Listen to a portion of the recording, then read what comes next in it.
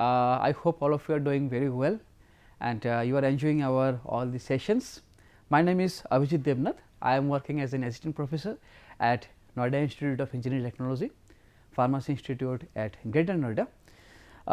So, we will continue our learning in quality assurance, and today I am going to tell you more about this subject. Today I am going to tell you about the utilities and how we will able to maintain the sterile area. I have divided the entire lecture in only two parts: introduction and maintenance of the sterile area. So, to introduce you about our today's understanding, let me tell you that why it is actually important, why it is very much important that we may maintain the proper quality and proper safety and also free from any macros over this sterile area.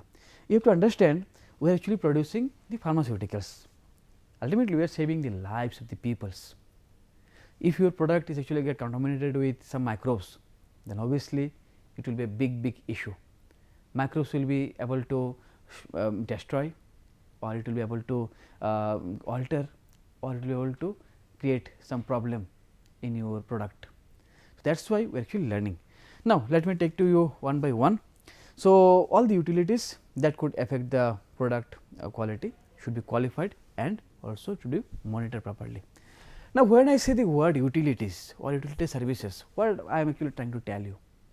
The quality utility services actually including all the utilities that could affect the product quality. For example, like steam, gas, compressed air, heating, ventilation and also air conditioning. These things are actually playing a big role as an utility during the production of the activity. If you are producing some tablet or capsule or other things, you will be needing some steam, some gases, you will be needing some air, sometimes you will be needing some heating.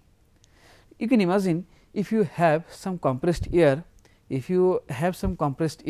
and in that air some microbes is present, some bacteria is present, what will happen? That bacteria will be get contaminated, your product will be get contaminated with the bacteria, there will be some issue.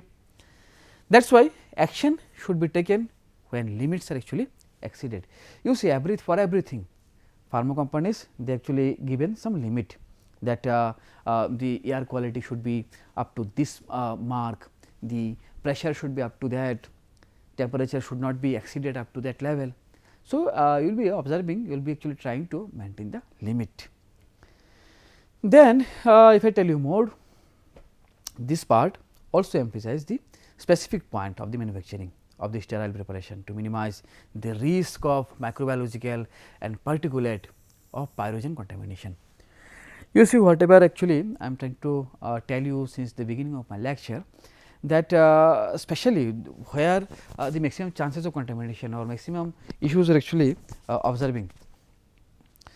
Or maximum emphasis we should give on the sterile preparation. Now, what is sterile preparation? Obviously, the injection and other thing. There are some differences between normal tablets, capsules and your sterile preparation. You know what? In sterile preparation or sterile related formulation, you are giving that formulation direct to the body of that person or the patient. So, when you are giving direct administering to the body, that is the bloodstream, with a few minutes the entire pharmaceutical product will be circulate throughout the body. If there is a toxic substance is present, if any virus is present, if a bacteria is present in that sterile substance, what will happen? Rather becoming cure, you will become ill, because this virus will enter your body, it will be start multiplying itself and it will be circulate throughout your body. It will be a great issue, great problem. So, that is why more emphasis actually given on this sterile preparation. So, while doing these things, we are actually doing these things to reduce the risk of microbiological, also particulate sometimes for the particulate or also pyrogen contamination. Okay. And the production of the sterile preparation should be carried out in the clean areas,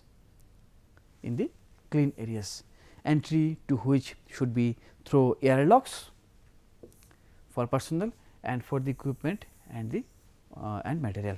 I hope you can remember at the beginning of my this unit I have told you about the authorized and unauthorized people.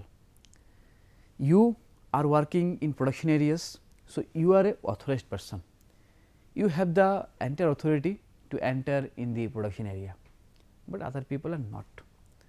So, if you are entering in the production area, there are chances with your clothes, with your hair or with your some document or other gloves or equipment you are carrying, that thing might be contaminated, that might be having some microbes, or the air with which you are coming, there are chances you might be bringing also some sort of substances. That is why the entry of which that is airlock actually will be there in the entries. Okay. And if I tell you more, the clean areas should be maintained to an appropriate standard of the cleanliness and supplied with air that has passed through filter of the required efficiency. You see, here is a very beautiful picture of an industry. So, the air whatever actually is actually passing, that particular air actually properly cleaned. I can remember when I was also in industry, that time there was a separate unit called AKtU, okay, air humidifying unit. So, in that AKtU unit, their main duty is actually to supply the clean air to the premises, to the production area, to the QC area and to the QA area. So, you can see these are some pipes you are also observing. Similar kinds of pipes are actually bringing the air, pure air with proper humidity, with proper this thing called oxygen and other kinds of substances. It will be coming and it will be releasing the air in your area. There will be one inlet in some area, there will from some area it will be coming, and from other area the air will be absorbing. And then in the AKtU unit, it will be that is corrected. If any substance is actually increasing, for example, humidity is increasing, it will be corrected in AKtU, then again it will be back to the your unit. So, clean area should be maintained to an appropriate standard of the cleanliness and supplied with that air passed through the filter. You see, all of you might have studied about the HEPA filter, HEPA filter, you might have studied. So, before it is actually coming, it should be filtered properly. There is something called particulate, range of the particulate. Whatever the things are actually entering, you should not cross particular that number, particular that micron, okay, in micron or nanometer we are actually telling. So, such things are actually you have to ensure. Then the various operations of component preparation, such as those involving container and closures, production area preparation, filling and sterilization should be carried out in a separate areas within a clean area. Production preparation, filling, sterilization. I can remember when I was actually working in the tablet section, there was a department, there was a section for completely for granulation. In a separate room, we actually used to do compression, and then in a separate room, we actually used to do coating, COATING, and another separate room, we actually used to do the checking, and another room the packing was actually happen. Packing means primary packing, then secondary packing. This is the secondary, this is the primary packing. All of you are aware what is the difference between primary packing and secondary packing. So, in granulation unit also there was a separate unit only for the paste, that is starch related paste. You can see all the things are actually happening in a different rooms. Why? Just to ensure the quality. That is what I am actually trying to tell you here. Separate areas within the clean area, all the things should be completely clean. Then yes, adequate ventilation, air filtration an exit system should be provided, where it is actually appropriate. It should be designed and constructed to minimize the risk of contamination and cross contamination. That is why authorized people, unauthorized people, complete closure from the outer world, and yes, ultimately the cleaning by using various disinfectant. When a person is entering to the production areas, his hands should be properly sanitized and he will be wearing sterilized free from microbes gloves. Okay. So, we are maintaining those things. If air is actually recirculated to the production areas, appropriate measures should be taken to control risk of contamination and cross contamination. See, this word contamination, cross contamination, again and again you will be observing, because these things are a very big issue behind the failure of the quality. Many of the products, I do not want to mention about the pharma company or country, those developing countries who are actually manufacturing huge bulk amount of products, and they are trying to sell this product in the poor countries, they are compromising with the quality. But the best part of 21st century is that poor countries, especially African and other countries, South American countries, right now they are also adopting the quality safety measures. Due to that, countries like China, whatever they are trying to sell, whatever they are trying to dump on those poor countries or all on those developing countries or underdeveloped countries, they are right now under pressure. That is why as an Indian you should be so happy, because our Indian products are getting so much importance in those African countries and those South American countries, because we are trying to maintain the quality. In every pharma companies right now, it is the mandatory for government of India that there should be a separate department for QC and QA.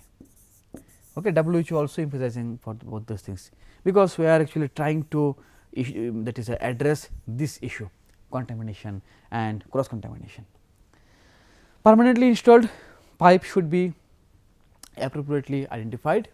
They identify the individual's lines, documentation, drawings, computer control systems and alternative means. Drainage should be adapt size and should be provided with air brake and suitable device to prevent the back flow. See, many of the cases will be observing will be needing some drains. Why? Because for example, we are producing some liquid or related product, okay, syrup we are producing. So, during the production of the syrup, there are sometimes it will be needing that some liquid will be actually also coming out from our production areas. So, that is why drain will be there, including for the cleaning. If you clean your equipment, drainage should be there, drain will be cleaning and all those things. So, that is why this is a just understanding of our entire thing, why it is actually very much important. Now, let me take to you to the next part, that how you will maintain the sterile area, how you will maintain the sterile area, so that in a clean environment, in a microbial free environment, you can produce your product. Sorry, the first thing is that clean room should have minimum personnel. There should not be huge amount of personnel, minimum personnel. Minimum personnel, why? Because if huge personnel will be there are chances that he might be carrying microbes from the outside of the premises. See, in the time of corona COVID-19, we have seen how it was actually spread. The big problem with our pharma company is that in maximum pharma companies, in the plant or in the production area, the whatever the air humidifying unit, na, AHU, this is the centralized. This centralized. If some person or one worker having COVID-19 and if he just sneeze, so what will happen? The viruses will be coming out from his nasal cavity, it will be go to the air and entire air humidifying unit is actually connected, because it is centralized. From that air it will be absorbed and then it will be circulated the entire premises. It is a big issue. So, that is why we should try to maintain the minimum personnel, and so that we can maintain our the quality. All the personnel working in the areas should have regular training that how to maintain the cleanliness. You see, there are lots of chemicals. It was identified very lately that these chemicals having some negative effect on human health. These chemicals we should not use for the cleaning purposes. Very lately we got to know, but before that, that chemical harmed a lot of people who actually use those chemicals for the cleaning purposes. These chemicals was showing some carcinogenic activity, cancer. Okay. So, that is why to how to handle or how to maintain the cleanliness by using the various chemicals, for that also training is required. Also, personal hygienicity is highly important. If you are a chemist, you should maintain the personal hygienicity. You should try to maintain your personal hygiene. Why? Because otherwise, whatever the things you are doing at your home or at your classroom, same thing you are going to do in your industry. For example, littering. If you have a page, you should and if you do not want to use this page, you should keep that page in the dustbin, but you are throwing here and there in the class. So, that is why such things should be taken care of. And the clean room use combination of the filtration, air exchange and positive pressure to maintain the clean environment. The sanitation of clean areas is also important. It should be cleaned frequently, thoroughly with approved written program. I was actually telling you in my previous lecture that we should not use the same chemical or same cleaning agent for a daily basis. We should do it in a rotation. We should change our the cleaning agent in next week. For example, you have a chemical or you have a cleaning agent called A, another is B, another is C. For week 1 you may use A, for week 2 you may use B, for week 3 you may use C, again for week 4th you may use A. Okay. These A, B, C, these are various cleaning agents like Savlon, Dettol, Cresol, etc., etc. If you use Dettol for the first week, do not use Dettol in second week. You may use, for example, like Cresol. In second week, if you use Cresol, do not use Cresol in the third week. You may use something else like Savlon. Okay. Similarly, you may maintain. So, where disinfectant are actually used, or more than one should be one type should be used. Monitoring should be regular to detect the contamination. See, monitoring is actually required to detect the contamination. QA chemist will come to your department, they will check your activity, they will report, they will send the sample to the QC chemist, they will evaluate, and then they will get back to QA chemist, and QA chemist will give the approval that yes, your area is completely free from microbes. So, monitoring should be regular to detect this contamination. It is done by the QA chemist. Appropriate cleaning validation should be carried out, and also disinfectants, detergent should be used in grade A and B areas, and AB should be sterile before use. The disinfectant program should also include periodical agents, because many of the common disinfectants are actually ineffective against the spores.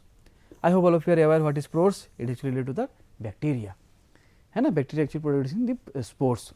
So, you have to use some disinfectant. We should also include the spores. Fumigation is also important. Fumigation of the clean areas may be useful for reducing the microbial contamination in inaccessible places. There are some places in your industry area also, or also in some equipment. There will be, for example, I am just drawing a picture, See, for example, this is a picture of some area, and you are trying to clean this area. You can clean this area, this area, this area, but how to clean this cavity area also? In that case, fumigation will come to the picture. By fumigation you can also able to send some air in this area, able to clean this area.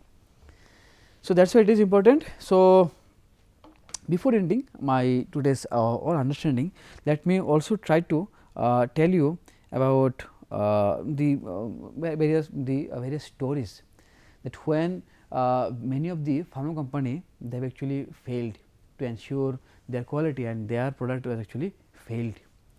You see, I hope all of you are aware, in USA you have FDA, and India we have CDSCO. What they are doing? They are basically ensuring the quality of the product. So, to maintain the quality of the product, they are not only just doing assay, percentage assay, we are saying the percentage assay, they are also checking the microbial contamination. They are trying to check how much microbes are actually, whether it is this product is actually contaminated with any microbe or not. They are ensuring all those things.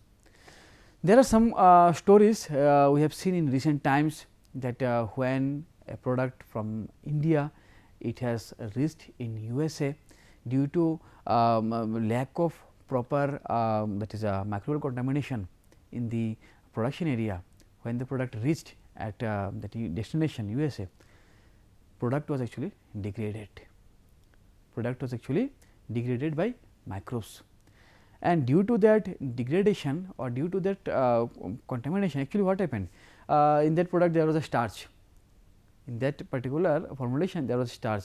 Bacteria contaminated, bacteria is happy to eat those starch, and the product was actually getting deteriorated. It got proper packaging was also not happened properly. Due to that, the bacteria got proper air and also moisture, and entire product was actually get degraded. When they that means USFDA got to know that these things are actually happening, they informed the company, and inspection was happened in that company. After that, they actually cancelled their that is approval, so that they can send their product to US. So, such problems are actually happening. So, you should be take care of your area, not only for this production purposes also. I would also like to tell you why you should take. Another reason is the personal safety. You have a lots of people in those are actually working in your company. You have to ensure their personal safety. So, if they are not properly safe, they are getting contaminated with microbes, and they are actually they will be getting some disease. At that scenario, they will be never able to perform their task in a correct manner. So, that is why it is very much important. So, today I have tried to give you this two various information. In introduction, I have told you why this sterile and other things are actually very much important, and then I have told you how you will able to do the maintenance in the sterile areas. So, that is it from my side on today. On tomorrow, we will learn a lot of things. Tomorrow, I will tell you how you will able to control the contamination, what are the various types of contamination, and what are the potential sources of the contamination, and how you will able to control the complete contamination process. It is very essential that you may control the contamination process. Otherwise, you see in pharma industry, your company is spending billions of money to produce good quality product, and if you do not control this contamination, what will happen? This product will go to the market, it will be create an issue for the public safety, and it will be a big harm for the branding of this company. So, that is why these things we are going to see in our next lecture. I hope all of you have enjoyed this lecture, and your understanding, your thought process for this subject is increasing day by day, and in future I hope you will also become a great chemist in quality assurance, and my all best wishes for all of you. tomorrow we shall see new things. Thank you all of you. Thank you for learning. All the best.